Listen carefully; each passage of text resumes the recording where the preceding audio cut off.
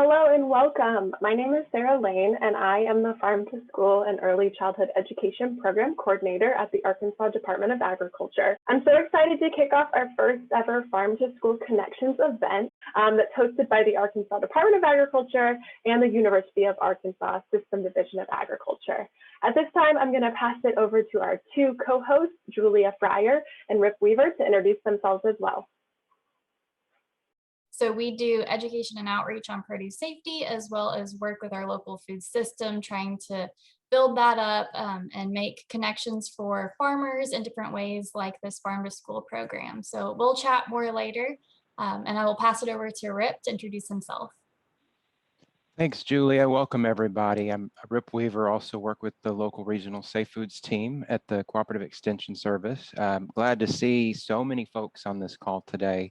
We're super excited about the connections, hopefully, that we make between farms and schools. So looking forward to today's event. Thanks, Rip. Thanks, Julia.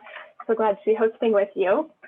And so our agenda for today is that we are going to begin with a short presentation on Farm to School from two experts in the field, Randy Arnold from Arnold Family Farms and Ali Mrachek, the Child Nutrition Director at Fayetteville Public Schools. After that, we're going to go into some breakout rooms in different regions where there's going to be schools and farmers to network and share a little bit more about buying local and selling local. And then we'll come back and we're going to share some resources that we've developed that will help continue this conversation and the momentum moving forward. Great. My name is Ali Mrachek, and I'm the Director of Child Nutrition for Fayetteville Public Schools. And when we get to the slides, I'll tell you a little bit about my district. I'm Randy Arnold from Arnold Family Farm in Alma. And like everything, I start out disclaimer, I'm a farmer and not a speech giver. Ali, I'll let you go first. Okay, great.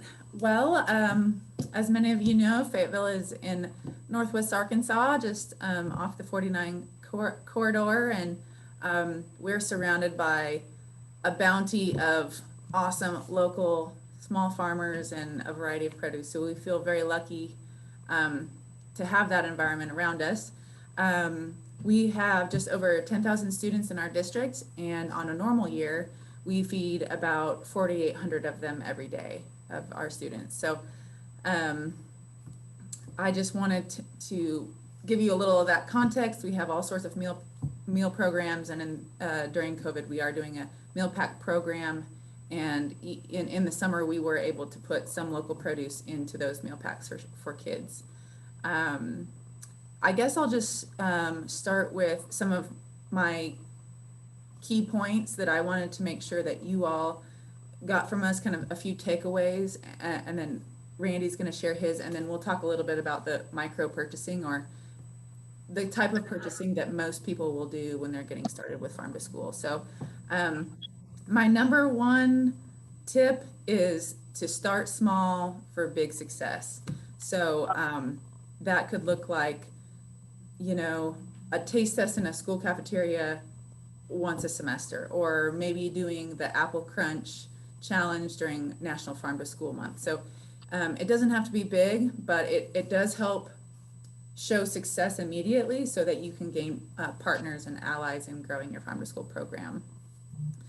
When you're working with child nutrition directors, and I'm speaking to the farmers, communicating early and often is really important.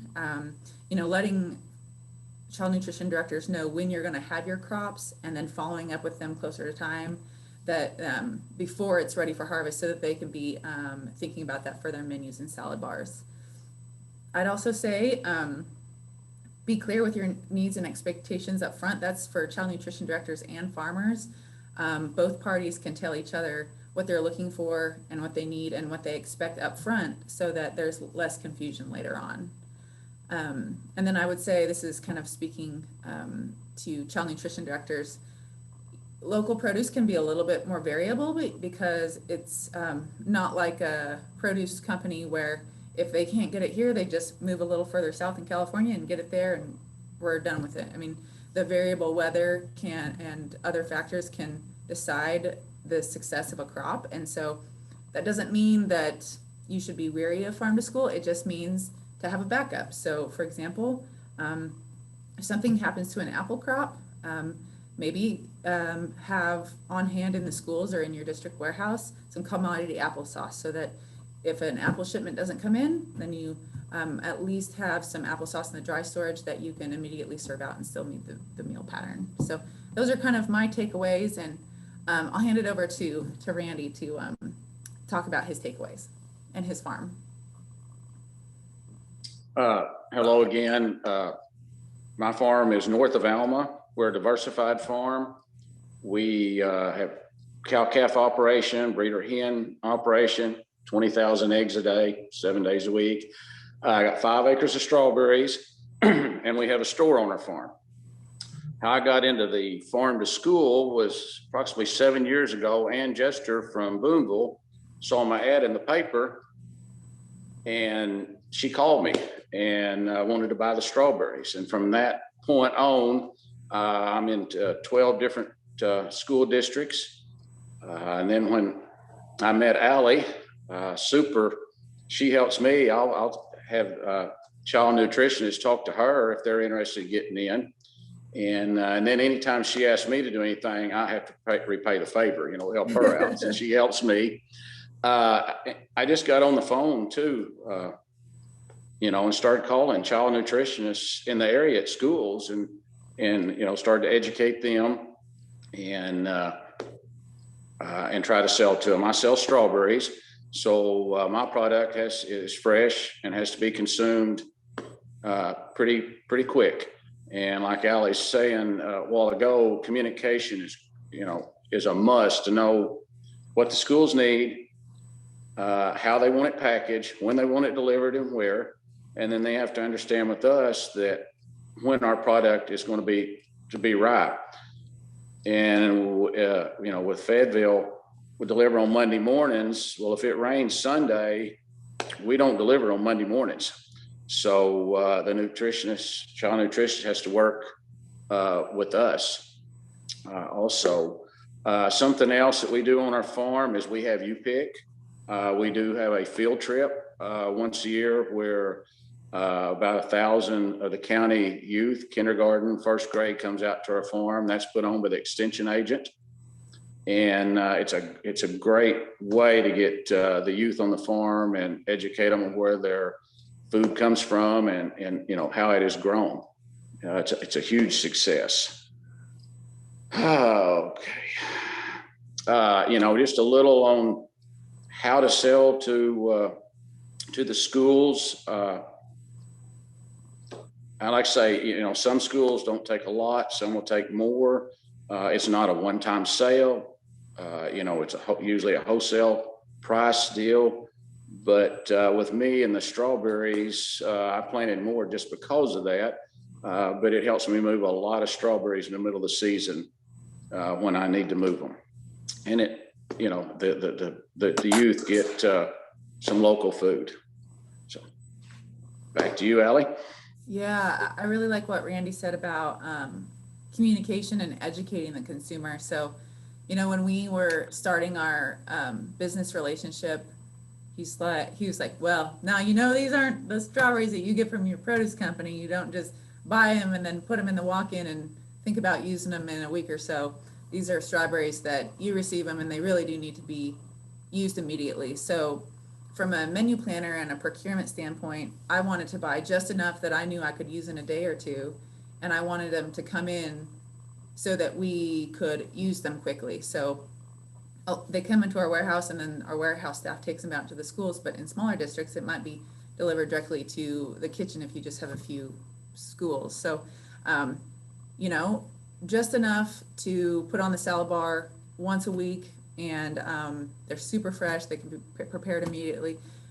So we wouldn't receive this on a Friday because then it might be sitting over the weekend. And by that point, we've let our beautiful berries go to waste. So I do think starting with some student favorites like strawberries or apples, carrots, lettuces, things like that are an easy win can make farm to school a little bit easier because the kids are already familiar. So just taking something you already purchased non-locally and start purchasing it locally. And that'll be a conversation that you have with the growers. And also, I think, it's okay to have discussion about pricing. The farmer needs to be honest with what they need for a wholesale market, and the school also needs to think about what they can afford for that sale, but also long-term, is that an affordable price to be paying? So that gets into the next slide, which is about the micro purchasing threshold.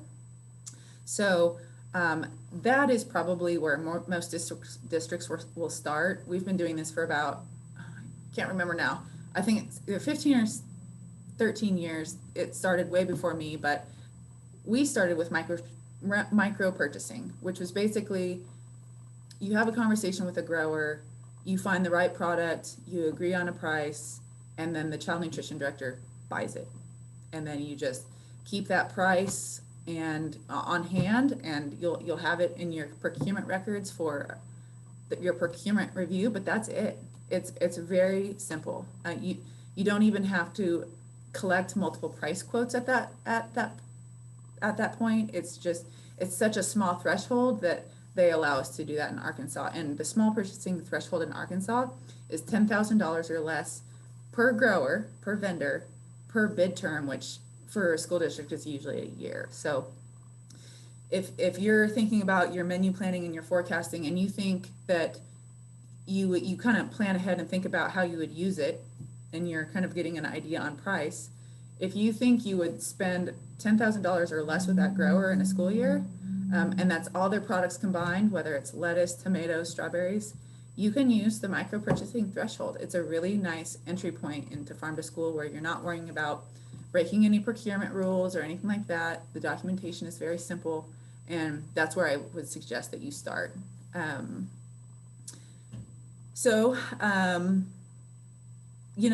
much do you think you'll need? That will depend on your menu planning. I know a lot of directors or kitchen managers will know about how much, apples or bananas or something like that they would buy every week. And that's how you can kind of forecast your usage throughout the year. Now, strawberries are not available all year. So in that short period of time, we kind of forecast how many berries we'll think we'll need weekly. And this is really easy.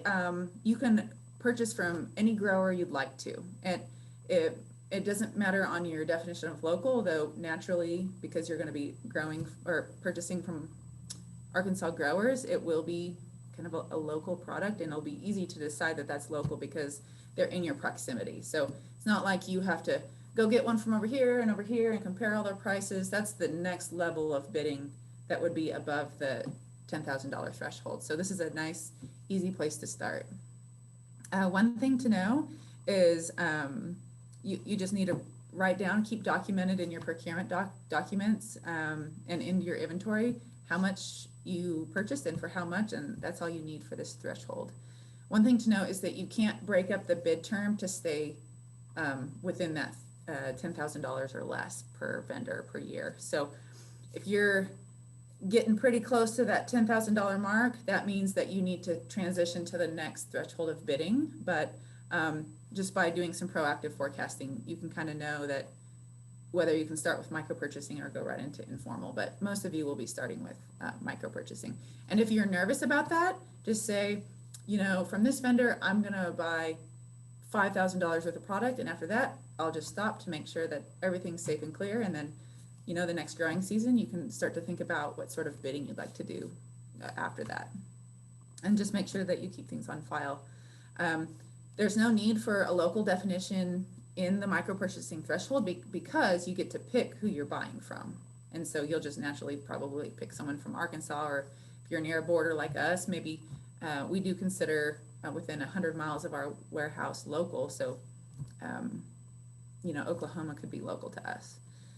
But it's also good marketing to decide what your local definition is, and then you can promote that to your families. That's all I wanted to say about that. I don't want to take up too much more time, but on the next slide is Randy's contact information and our contact information at Fayetteville Public Schools, our social media accounts for both of us, if you want to take a screenshot of that and look at it later. But that's what we have, unless Randy, I think we have a couple more minutes if you would like to add something. No, thank you, Allie. It is a working relationship with the cooks when I deliver, with the child nutrition directors, and you know, I've enjoyed it over like 7 years.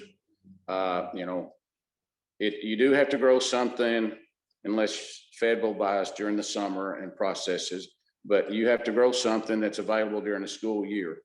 I am transitioning. We grow our own beef here on the farm and sell it in our store, and I am going to, you know, transition over to selling some beef to schools. Is another avenue for us.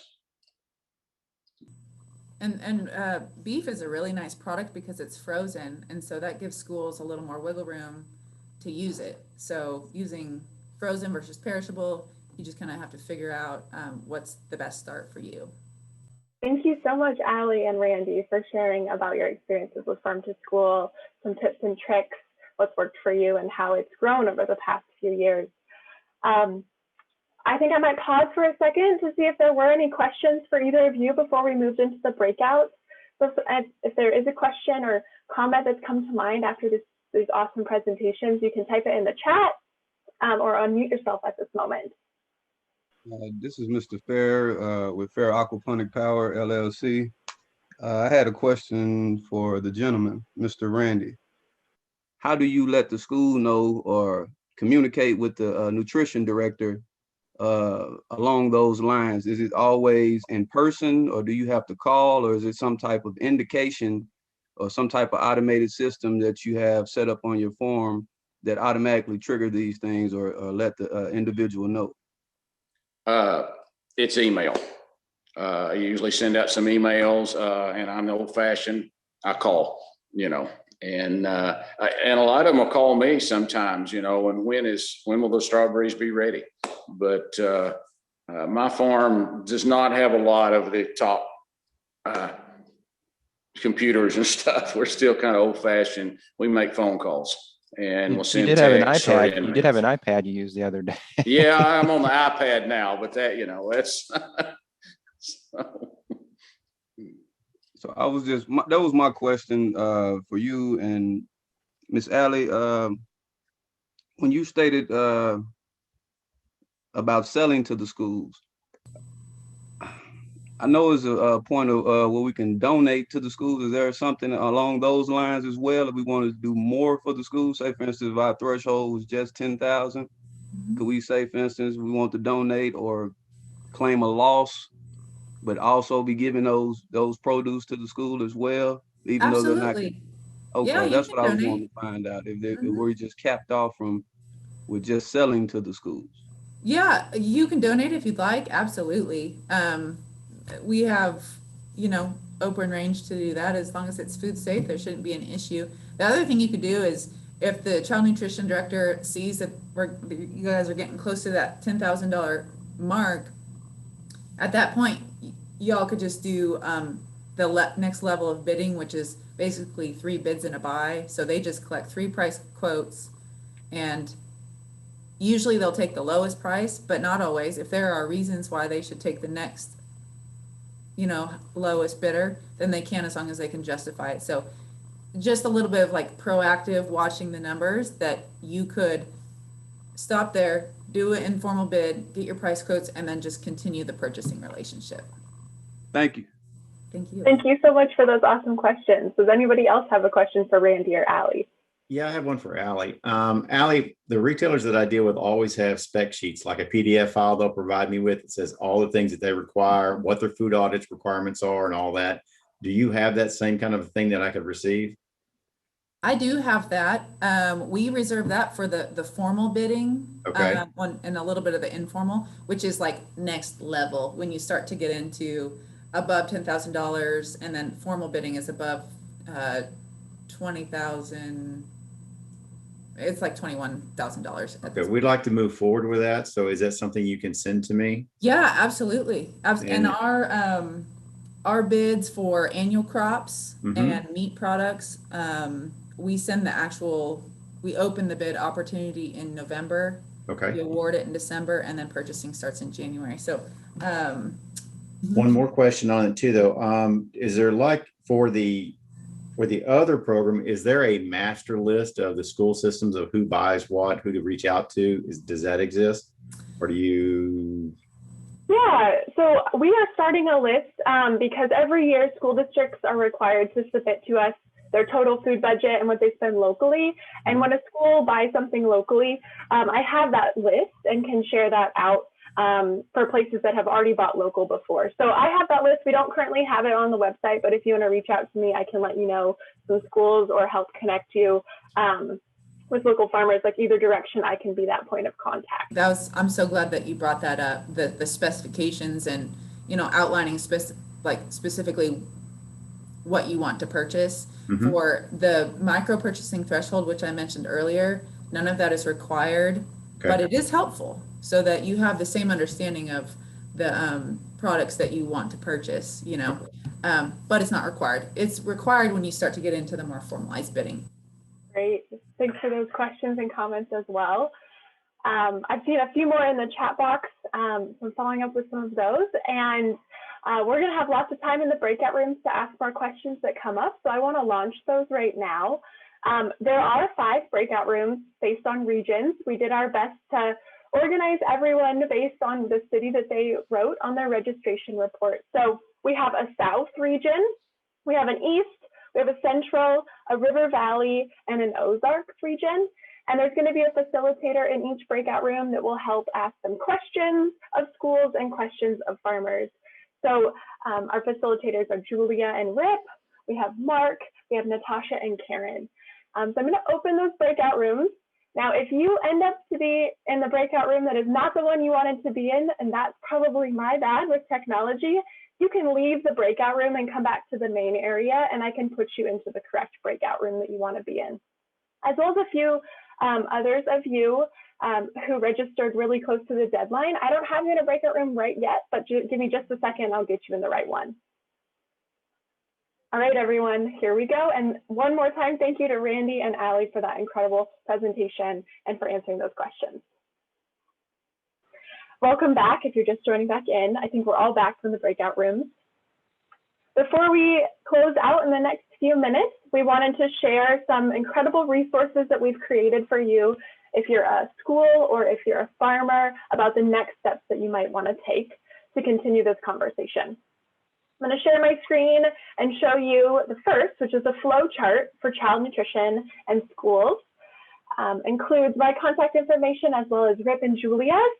And you can see that this is a one-page flow chart that you start at the beginning here, and it really walks you through how to find farmers, how to contact them, what to prepare for the meeting, what to ask during the meeting and after, what to do to make the first buy, and how to close out and celebrate the success.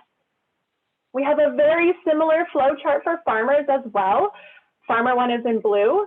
You'll see same information at the top. If we can help you on your journey, that's what we're here for.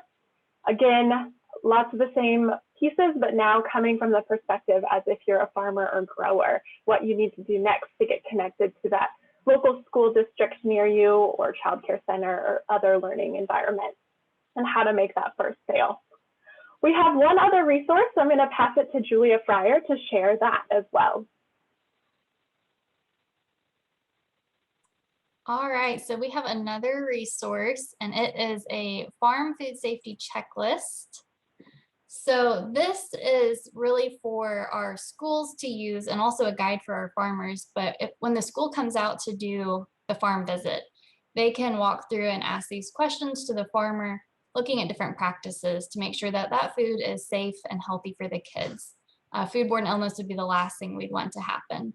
So it kind of walks through the different worker health and hygiene things, production practices, harvest and post-harvest handling and transportation. So just things that you can be thinking about there. Also, we have 2 produce safety trainings coming up soon. If you need to get your farm trained, we have one on March 31st and April 1st, and another one in May on May 5th and 6th. So these are remote so that you can do this virtually through Zoom like we're doing right now. And I will stop sharing and pass it over to Rip for his follow-up. Great, thanks, Julia. I did drop a couple things in our chat, folks. I know those are big chats, but those are links to both the Farm to School, Department of Agriculture programs, websites, and social media, as well as our local regional safe foods social media website. I'm just going to briefly share a little bit about our Share Grounds program, which is one of the programs we do in addition to the produce safety that Julia mentioned at Extension. It is there are 3 kitchens around Arkansas that process foods commercially, value-added products, salsas, jams. And then the next phase that we're going to hopefully go into is produce aggregation. So hopefully farms or growers can pass their produce through these sites in a safe, controlled way and that will eventually go on to institutions such as schools, early child care centers. We also have a great resource that Sarah Lane made. It's a webinar on how to sell to schools. That is hosted on our YouTube page, which I mentioned in the chat, if under the local regional safe foods YouTube page, so you can view it. It's I believe under 30 minutes. It's not too long, and it's very clear. She does a great job. We have other food business and local foods webinars there, but pay attention to that the Farm to School one we have posted. And that's all I have. Sarah, I'll turn it back to you. Great, thanks, Ruth and Julia. So thank you to all of you for joining today. You will get an email from us probably early next week with the resources as well as additional things that you can find on our website. We'll also be sharing out our contact information and those that attended this webinar. So if you do not want your contact information shared, email me so I will exclude that from the list. Otherwise, we'll plan to share out everyone's contact information so you can start to follow up with schools and farms to continue this conversation. Sarah, please go ahead, Randy. I'm sorry. I'd like to say something before you're done, before we close. So that was it. That was perfect timing, Randy. Go for it. Okay. There was some talk about value-added food, and before we got out of our session, they were talking about freezing food and all that. You're going to have a certified kitchen to do that. You're going to be FDA inspected. On some of the lists, I think you may have passed out. Arkansas is one of the states that does not require you to be GAP certified to sell to schools. My suggestion is, even though you're not required to do it, you follow all the standards and, up to date to that, water samples, and have everything posted on your farm, what you do. It's very important on that. So just a little something for the farmers there. Thank you so much, Randy, for putting that in. Your expertise is incredible. We're so thankful to have you on the call today. I'll stick on. I'm sure the other hosts will as well, in case there are final questions for us as facilitators. But to the rest of you, thank you so much for joining, and we will catch you next time. Bye.